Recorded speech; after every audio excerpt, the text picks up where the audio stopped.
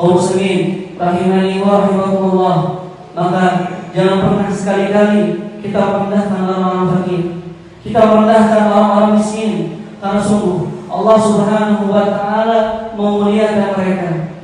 Bahkan terkadang orang-orang besar, para ulama, para hufaz itu muncul dari kalangan mereka. Imam Bukhari rahimahullah, Imamul Muhadditsin, imamnya ahli hadis yang mengumpulkan hadis-hadis sahih sehingga sampai kepada kita. Pernah disebutkan bahwa Imam Bukhari tidak memiliki sesuatu untuk membeli makanan hingga beliau memakan rumput untuk bertahan hidup. Imam Ahmad bin Hanbal, Imam Ahli Sunnah wal Jamaah, yang berkata Imam Az-Zahabi rahimahullah memuji Imam Ahmad bin Hanbal, huwal imam haqqa wa syekhul Islam sidqa. Dia seorang imam yang sebenar-benarnya dan seorang syekhul Islam yang sesungguh-sungguhnya. Bahwasanya Imam Ahmad rahimahullah taala pernah menggadaikan kedua sendalnya untuk membeli makanan. Generasi terbaik dalam umat ini para sahabat ridwanullahi alaihim. Berkata sahabat Mughirah bin Syu'bah radhiyallahu anhu, kunna fi bala'in syadid namussul jilda wan nawa min al-ju'.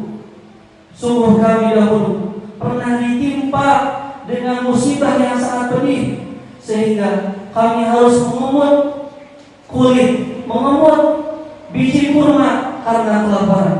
Abu Hurairah radhiyallahu anhu menceritakan bahwasanya beliau pernah suatu ketika tersungkur di Masjid Nabawi hingga pingsan.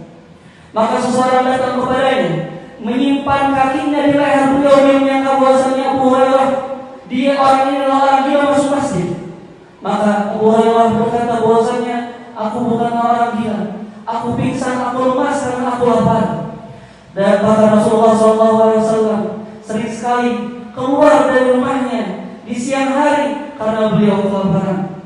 Maka para hadirin yang Allah Subhanahu wa taala, hendaknya kita tidak merendahkan orang-orang miskin, kita tidak meremehkan orang-orang fakir, tidak menghinakan mereka, tapi seharusnya kita membantu mereka, memuliakan mereka, berkasih sayang kepada mereka, memenuhi kebutuhan mereka semampu kita, meskipun itu sedikit.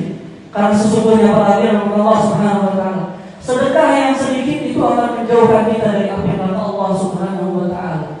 Sedekah yang sedikit itu akan menjauhkan kita dari api neraka Allah Subhanahu wa taala. Rasulullah SAW berkata kepada Ibunda Aisyah radhiyallahu anha, "Ya Aisyah, istajiri minan nari walau bisyikri tamrah." Wahai Aisyah, jauhilah api neraka meskipun hanya dengan bersedekah sepotong kurma.